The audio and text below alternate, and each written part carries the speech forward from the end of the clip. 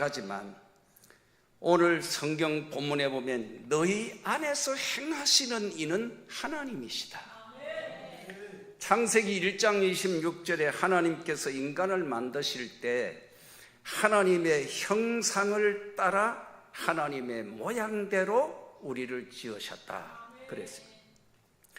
그러므로 여러분과 저의 이 심령 속에는 하나님이 만드신 오리지널한 그 원형, 원래의 그 하나님이 만드신 그런 모습, 우리 각 사람 속에 하나님을 닮은 모습이 있고 하나님의 형상이 어딘가는 모르게 숨어 있고 하나님의 이미지, 하나님의 폼, 이런 것이 나도 모르게 내 속에 내재되어 있다는 얘기예요. 우리에게 중요한 것은 우리 속에 있는 하나님의 형상을 회복하는 일, 그게 참 중요한 거예요. 우리가 하나님의 형상을 회복하고 하나님의 거룩함을 닮아가야 되는데 하나님의 거룩함을 많이 닮아가는 사람이 경건한 사람이고 예수 잘 믿는 사람이에요. 너희 안에서 행하시는 이는 하나님이시니 자기의 기쁘신 뜻을 위하여 너희에게 소원을 두고 행하게 하신다. 여기서 자기라는 말은 하나님을 가리키는 거예요. 하나님은 하나님의 기뻐하시는 뜻을 이루기 위해서 우리 속에, 각자 마음속에 소원을 두고 행하신다. 거룩해지고 싶은 소원, 하나님의 뜻을 분별하고 싶고 그 뜻대로 살고 싶은 그런 욕망, 정말 내가 주님을 닮고 주님처럼 살고 싶은 그런 이 마음, 그걸 하나님이 우리 마음에 심어놓은 거예요. 여러분, 하나님께서 우리 속에 거룩한 욕망을 품게 하시고 그리고 언제나 우리 마음속에 소원을 두고 행하시고 꿈과 비전을 하나님이 우리 마음에 심어주셨으면 또 하나님이 주신 그런 소원과 비전이 있으면 그것은 하나님이 또 이루게 하시려고 역사하신다. 히브리서 11장 1절에 믿음은 바라는 것들의 실상이요 보지 못하는 것들의 증거라. 믿음이란 건 뭐냐? 내가 바라보는 것이 있어야 되고 내가 목적하는 것이 분명한 게, 그게 믿음.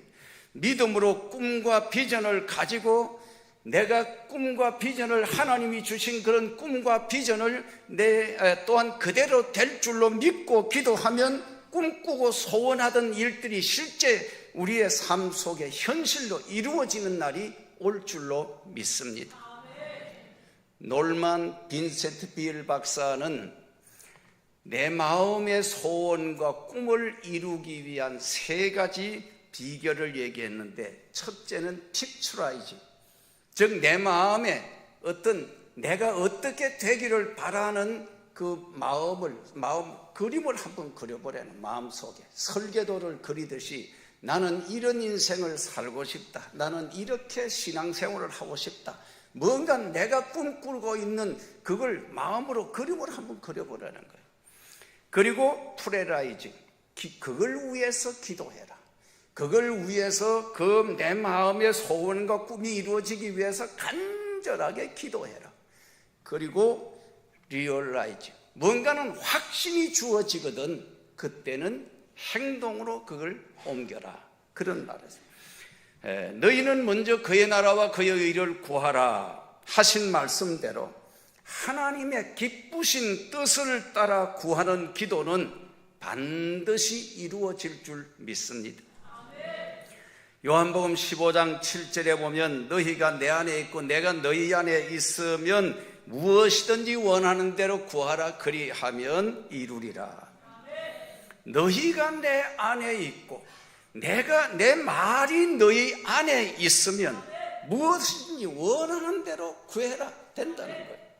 왜냐하면 내가 품고 있는 이 뜻이 주님의 뜻과 하나로 같기 때문에, 그래서 하나님의 뜻과 내 뜻이 같을 때 그 뜻이 통하고 마음이 통하면 기도할 것도 없다는 일, 이루어진다는, 통하면 이루어지는 거예요. 여러분, 우리가 살아가면서 내 생각, 내 고집대로가 아니라 얼마만큼 내가 하나님 아버지의 뜻대로 사느냐가 중요해요.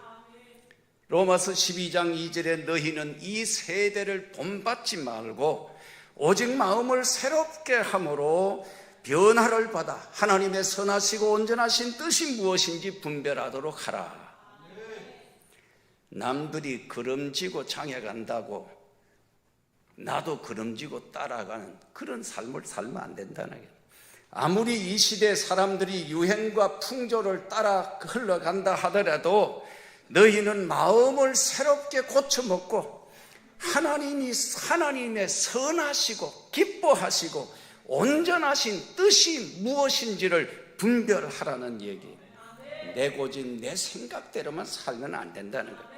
하나님이 우리 속에 소원을 두고 행하시는 하나님이신데, 하나님이 우리 속에 본래부터 내가 세상에 태어날 때부터 심어 놓으신 하나님의 놀라우신 비밀과 계획과, 그리고 하나님이 설계해 두신 소원과 계획을 발견하고 그것을 품고 사는 것을 다른 말로 비전이라고 그러고 또 다른 말로는 사명이라고 그러는 거예요. 하나님이 주신 소원은 하나님이 이루게 하십니다. 하나님이 시작하신 일은 그 일을 하나님이 끝까지 끝장내도록 만들어 주십니다. 하나님이 심어주신 소원을 이루어 드리기 위해서 달려가는 것이 그게 바로 사명자의 길입니다. 그리스도인들은 내 인생의 주인은 내가 아니요 나를 지으시고 내 속에 역사하시는 하나님이 나의 주인이다. 내가 누구이며 내가 어떤 존재인가에 대해서는 우리를 지으신 하나님이 가장 잘 아십니다. 우리가 사용하는 모든 제품들에 보면 제품 설명서가 들어있어요. 사용 설명서를 보면 그 제품을 어떻게 조립하고 어떻게 사용하고 다 나와 있습니다. 설교하는 목사님들은 이 음향 장비에 대해서 상당히 민감합니다. 설교를 잘하려면 마이크를 잘 사용해야 된다, 그런 얘기합니다. 마이크 소리가 너무 작아도 안 되고 너무 커도 역효과가 날 수 있습니다. 그래서 마이크도 제품마다 성능이 다르고 용도가 다르고, 그래서 그 제품의 특성을 바로 알고 사용하면 효과를 극대화시킬 수 있다 그러잖아요. 우리 인생을 설계하시고 지으신 분이 하나님이십니다. 하나님은 인간을 지으실 때 우리를 지으신 그 설계도 도면을 어디다가 성경 속에 그려 놓았어요. 성경을 보면 인간이 어떻게 지음을 받았는지, 내가 어디서 와서 어떻게 살아야 되고 결국은 어디로 가야 되는 존재인지, 내가 누구이며 내가 어떤 존재인지를 성경 설계도를 보면 인생이 뭔지를 정확하게 안다. 인생이 어떻게 살아야 건강하고 행복할까요? 성경 속에 행복한 인생의 매뉴얼이 다 담겨 있습니다. 우리는 아무렇게나 던져진 존재가 아니라는 거예요. 하나님께서 우리 한 사람 한 사람에 대해서 분명한 계획과 섭리와 뜻을 가지고 우리를 세상에 보내셨다. 나를 향하신 하나님의 소원과 계획과 그 뜻을 발견하고 내 안에 심어주신 하나님의 소원을 이루어 드리기 위해서 살아가면 그 사람이 성공자가 되고 사명자가 되고 수명자가 되는 거예요. 내 뜻과 하나님의 뜻이 다를 때 하나님의 뜻을 따라야 합니다. 다니엘은 일찍이 뜻을 정하고 기도했기 때문에 이방 문화 속에서도 총리 대신을 3번이나 할 만큼 남다른 지혜를 하나님이 그에게 주셨어요. 요셉이는 평생 하나님이 주신 꿈을 안고 살았어요. 그가 끌려가고 팔려가고 누명을 뒤집어 쓰고 감옥에까지 들어가고 파란만장한 삶을 억울하게 살았지만, 그런 중에도 요셉이는 자기 고집, 자기 감정, 자존심에 연연하지 않았다는 거예요. 이 길이 십자가의 길이고 고난의 길이고 주님의 길일진데, 남의 집에서 10년 동안 머슴살이 하든지 억울한 누명을 뒤집어 쓰고 2년간 감옥에 있을 때에도 원망하거나 불평하거나 낙담하거나 놀라지도 않고 기권하거나 절망하지도 않았습니다. 왜 그럴까요? 이 길은 하나님이 요셉이를 위해서 작정해 놓으시고 섭리하시고 계획하시고 예비하시고 인도하시는 길이요, 고통 속에서도 하나님의 뜻이 있고 모든 일은 하나님이 섭리하신다는, 인도하고 계시다는 확신이 있었기 때문에 요셉에게는 꿈은 반드시 이루어진다는 믿음이 있었습니다. 가는 길이 비록 험하고 멀어도 이 길은 주님이 예비하신 길이고 골고다 언덕을 넘어서 부활의 영광이 기다리고 있는 것처럼 고난의 언덕을 넘어가면 하나님이 예비하신 축복이 기다린다는 것을 요셉이는 그 길을 분명히 알고 갔습니다. 여러분, 고난 속에도 하나님의 뜻이 있고 숨겨진 하나님의 축복이 있습니다. 하나님이 항상 우리보다 먼저 앞서 가시면서 우리 앞에 여호와 이레로 좋은 것을 예비하고 계시다는 사실을 믿고 힘차게 달려가는 우리의 삶이 되기를 바랍니다. 요즘 사람들이 가장 좋아하는 방송인이 누구냐 그랬더니 어떤 사람이 유재석이라 그러더라고요. 유재석이 보면 생긴 건 메뚜기 같이 생겼는데 학벌이 무슨 뛰어나거나 인물이 특출한 것도 아니에요. 그런데도 왜 사람들이 유재석이를 좋아하느냐 그러니까 그 사람은 자기 칼라, 자기의 어떤 개성을 뚜렷이 드러내는 그런 게 없다는 거예요. 상대방이 다른 사람과 같이 방송 진행을 하면 다른 사람이 재미있게 편안하게 하도록 잘 이끌어주는 그런 재주가 있고, 자기 고집이 없는 사람, 누구하고도 잘 어울리고 조화를 이루고 남들을 원만하게 편안하게 해주기 때문에 그래서 유재석이를 사람이 다 좋아한다.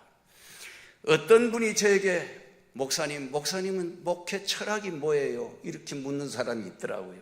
가만히 생각하니 특별한 목회 철학이 없는 것 같아요. 목회는 내 생각과 내 고집을 관철시키는 그런 것이 목회가 아니고, 저는 하나님 아버지의 마음을 알고 하나님의 뜻을 알아서 하나님의 말씀대로 성령의 인도하심을 따라서 그대로 순종하고 하나님을 기쁘시게 하나님의 뜻을 이루어드리고 하나님의 영광을 위해 하나님의 계획과 섭리와 뜻을 따라 교회와 양무리를 돌보는 것, 저는 그게 목회라고 생각을 해요. 서울의 어느 유명한 목사님이 말씀하기를, 자기는 며느리를 구하는데, 그래 어떤 사람은 구하느냐 그랬더니 생긴 것도 중요하지만 성품이 좋은 사람을 며느리로 삼고 싶다 그러더라고요. 그 교회에서는 장로님들을 세울 때도 무엇보다 믿음이 좋은 사람, 그리고 성품이 좋은 사람, 자기는 그 두 가지만 갖추면 좋은 장로감이라고 생각한다 그러더라고요. 왜냐하면 성경의 씨 뿌리는 비유에서 보면 옥토에 떨어진 씨앗은 100배, 60배, 30배 결실을 한다는 거예요. 심성이 좋고 성품이 좋은 사람은 신앙이 들어가기 시작하면 금방금방 신앙이 쑥쑥 자라요. 제자 훈련을 시켜봐도 그 마음바탕이 좋은 사람은 1년 정도만 가르치면 그냥 신앙이 인류 신앙으로 성장하는 걸 보게 됩니다. 성품과 성격 바탕이 고약한 사람은 배울수록 더 이상해져요. 사람의 천성은 절대로 변하지 않는다고 그러죠. 그래서 교육 불가노이라는 그런 얘기도 나옵니다. 가르친다고 교육한다고 사람이 달라지지 않더라는 거예요. 호박에다가 먹줄을 시꺼먼 줄을 쭉쭉 꺼놨다고 수박이 되는 게 아니라는 거예요. 그러므로 사람 볼 줄 아는 눈이 있어야 된다. 분별력이 있어야 된다. 결혼할 때 결혼할 사람 안 할 사람 분별할 줄 알아야 되고, 동업을 할 때 이 사람 동업해도 되나 안 되나 분별할 줄 알아야 되고, 가까이 할 사람 멀리 할 사람을 분별할 줄 알고, 되지도 않는 사람을 붙들고 헛고생하면 안 된다는 거예요. 근본 성품이 좋은 사람은 가르치면 가르친 대로 믿음이 쫙쫙 자랍니다. 그러나 막대 먹은 사람은 가르쳐도 배울수록 이상해지는, 그러므로 믿음보다 중요한 것은 사람의 성품과 인격이 중요하다. 신앙 성장에서 최대의 장애물은 바로 자기 자신이라는 그런 말이 있습니다. 자기 고집, 자기 야망, 자기 습관, 자기만의 독특한 아성에 갇혀 있는 그런 사람이 많습니다. 예수를 믿어도 세월이 지나도 고집불통이 되고 바늘로 찔러도 피 한 방울 나지 않을 것 같은 이런 사람들이 들어 있습니다. 남에게 10원짜리 하나 손에 안 보려고 그러고 말 한마디도 믿지지 않으려고 그러고 영육간에 욕심이 충만하고 그래도 죽어도 천당은 가야 한다고 고집을 부리고, 그러나 욕심은 칠갑하고 사는 이런 사람들이 많습니다. 결코 그렇게 사는 것이 그리스도인의 삶이 아니라는 것. 예수님이 세상에 오셔서 어떻게 사셨는가를 우리가 봐야 합니다. 예수님은 하늘 보좌를 비워놓고 낮고 천한 이 세상에 오셔서 이 세상에 오신 목적이 십자가에서 고난받으시고 죽으시고 우리를 죄악에서 구원하러 오신 분, 한 알의 밀알처럼 죽어지고 썩어지고 많은 열매를 맺기 위해서 오신 분, 십자가를 창피하고 부끄럽고 죽는 것이지만 하나님이 세상을 이처럼 사랑하사 독생자를 주셨고, 예수님은 세상에서 재판을 받으면서도 변명하지 아니하셨고 세상 죄를 지고 가는 하나님의 어린 양으로 오셨고 우리를 위해 십자가에서 죽으시기까지 자기 자신을 온전히 우리를 위해 내어주신 그런 분이 예수님입니다. 우리가 세월이 지나갈수록 예수님을 본받고 닮아가야 합니다. 기독교 교육의 최고의 목표는 예수님 같은 사람을 만드는 것입니다. 기독교 신앙은 평생 본받고 닮아가는 것입니다. 하나님의 거룩하심을 본받고 예수님을 본받고 배우고 닮아가고 우리보다 앞서간 믿음의 선진들, 믿음의 영웅들의 발자취를 따라서 저들의 신앙을 본받고 예수 잘 믿는 사람들을 보면 나도 그처럼 닮아가려고 노력하는 것. 예수 10년, 20년 믿어도 변한 것이 없고 예수님을 닮은 것이 없다면 분명히 예수 잘못 믿은 겁니다. 일본의 우찌무라 간조라는 신학자가 그런 말을 했어요. 예수 믿고 3년이 지났는데도 변한 게 하나도 없다면 예수 잘못 믿은 줄 알고 처음부터 다시 시작해라 그랬어요. 수판을 놓다가 털리면 털어버리고 다시 놓듯이 신앙생활을 하다가 이제까지 내가 신앙생활이 이게 잘못됐구나라고 생각이 되거든 바로 툭 털어버리고 다시 처음부터 다시 시작하라는 거예요. 예수 제대로만 믿으면 1년만 믿어도 변화가 일어납니다. 신앙생활 하나님의 말씀대로 철저하게 믿음으로 3년만 제대로 믿으면 축복받은 증거가 분명히 눈에 보이도록 나타나게 될 줄로 믿습니다. 욥은 하나님이 나의 가는 길을 아시기 때문에 고난을 통해 내가 정금같이 나오게 될 것이라고 했습니다. 교회 안에서 머리 좋은 사람보다 믿음 좋은 사람이 되어야 합니다. 머리 좋은 사람은 자기 논리나 이치나 기준에 따라 살기 때문에 믿음이 자라기 어렵습니다. 신앙생활은 바보스러울 정도로 하나님이 말씀하시면 그대로 믿고 아멘으로 받고 순종 잘하는 사람이 믿음 좋은 사람. 예수님이 말씀하신 제자의 조건이 무엇일까요? 누가복음 9장 23절에 무리에게 이르시되 아무든지 나를 따라오려거든 자기를 부인하고 날마다 자기 십자가를 지고 나를 따를 것이다. 누구나 다 예수님의 제자가 될 수 있습니다. 그러나 한 가지 조건이 있습니다. 나를 따라오려거든 나의 제자가 되려거든 자기 자신을 부인하고 제 십자가를 짊어지고 나를 따라오라.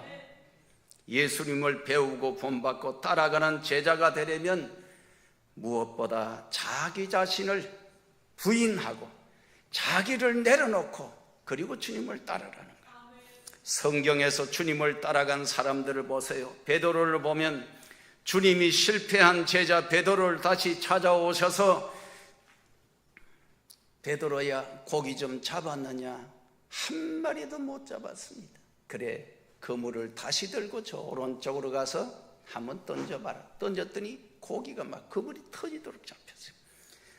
그때 어마어마한 기적을 보면서 그냥 소리를 지르고 그냥 막 고기가 많이 잡혔다고 그런 게 아니고, 베드로는 나 주님 앞에 나와서 주님 나를 떠나십시오. 나는 죄인입니다. 나는 주님을 따를 만한 제목이 아닙니다라고 자기를 부인하고 나는 아무것도 아니라고 떨고 있던 베드로, 주님이 오히려 그때 베드로를 품어주셨습니다. 사도 바울은 은혜를 받고 난 뒤에 나는 죄인 중에 죄인 괴수입니다. 만삭되지 못한 8달배기로 태어난 사람 같은 사람이라고, 모자라는 사람이라고, 나는 주님을 핍박하던 핍박자요, 나는 악질 같은 인간이었다고, 나의 나 된 것은 오직 하나님의 은혜입니다라고 고백을 합니다. 모세가 40년간 애굽의 왕궁에서 로얄 코스로 마스터를 하고 자신은 무엇인지 할 수 있는 대단한 존재인 줄 알았지만 나이 40에 살인죄를 저지르고 광야로 도망쳐서 나이 80이 되어 호렙산 기슭에서 떨기나무 불꽃 가운데서 하나님을 만나 배웠고 하나님의 소명을 받았을 때 두려워 떨면서 내가 누구의 관대 바로에게 가며 이스라엘 백성을 감히 구원하러 가겠습니까? 라고, 보낼 만한 사람을 보내십시오. 나는 아닙니다라고 자기를 부인하고, 자기는 말도 잘 할 줄 모르는 사람, 나는 그 일을 감히 감당할 수 없는 나는 아니라고 고개를 쳤습니다. I am nothing. 나는 아무것도 아닙니다. 철저히 자기를 비우고 부인하고 자기 정체성, 그걸 경험을 했던 것이에요. 이사야는 성전에서 하나님의 서랍이라는 천사들이 오르락내리락 하는 거룩한 광경을 보고 화로다 나여 망하게 됐구나, 죄악된 입술, 부정한 입술을 가지고 거룩한 하나님을 배웠으니 나는 이제 망했다, 죽었다. 자신의 죄인됨을 고백하고 죽을 수밖에 없는 죄인인 줄 깨달았을 때 하나님의 천사가 제단 숯불을 가져와서 입을 찢으면서 네 죄가 사해졌느니라. 그리고 하나님이 내가 우리를 위하여 누구를 보낼꼬 할 때 주여 내가 여기 있나이다, 나를 보내주시옵소서. 그래서 위대한 대선지자가 될 수 있었습니다. 자신의 한계를 느끼고 자기를 부인한 사람들만이 온전한 주님의 제자가 될 수 있습니다. 우리가 왜 주님을 필요로 합니까? 내 힘으로는 아무것도 할 수 없기 때문에. 우리는 내 몸뚱아리 하나도 내 마음대로 할 수가 없어요. 우리의 죄인된 몸으로는 죄인을 구원할 수도 없어요.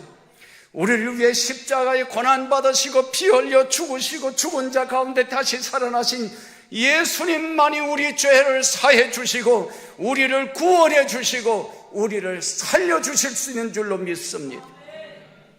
주님이 우리를 불러주시고 하나님의 자녀 되게 하시고 주님이 함께 하시고 도와주시고 축복하셔야 우리에게는 소망이 있습니다. 자기를 철저히 부인한 사람들만이 주님의 제자가 될 수 있습니다. 모든 것을 내려놓고 포기의 축복을 누리고 내려놓음의 자유를 누리고 철저히 자기를 부인하고 자기 해체를 경험하고 나는 아무것도 아니라는 것을 깨닫고 철저히 주님을 의지하고 주님 손에 온전히 붙들릴 때 신앙생활의 성공자가 될 수 있습니다. 그리스도인들은 자존심을 버리고 주존심으로 살아야 합니다. 내 중심이 아니라 하나님 중심, 예수 중심, 말씀 중심으로 살고 자기 자랑이 아니라 십자가를 높이고 자랑하고 하늘의 미랄처럼 썩어지고 죽어지는 삶이 있을 때 그 자리에 100배, 60배, 30배 결실의 역사가 있습니다.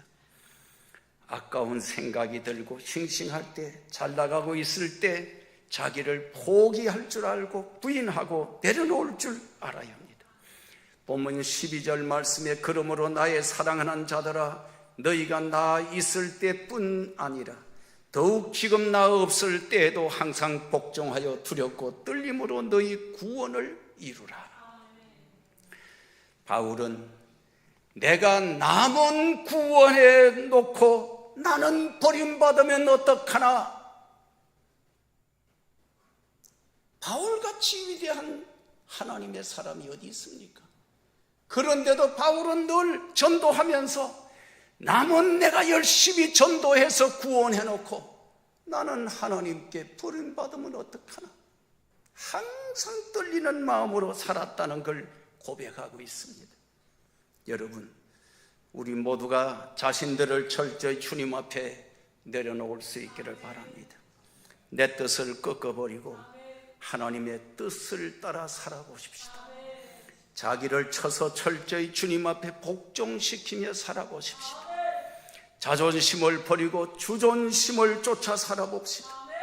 나와 세상은 간 곳 없고 주님만 앞세우고 살아보십시다. 자기를 부인하고 자기 십자가를 짊어지고 주님이 예비하시고 계획하시고 내 속에 두신 하나님의 소원으로 주신 비전을 이루게 하실 하나님의 뜻을 따라 힘차게 믿음 생활에 전진하는 우리 모두가 되기를 바랍니다. 기도하겠습니다. 사랑하시는 주님, 오늘도 말씀 앞에 겸허히 머리를 숙입니다.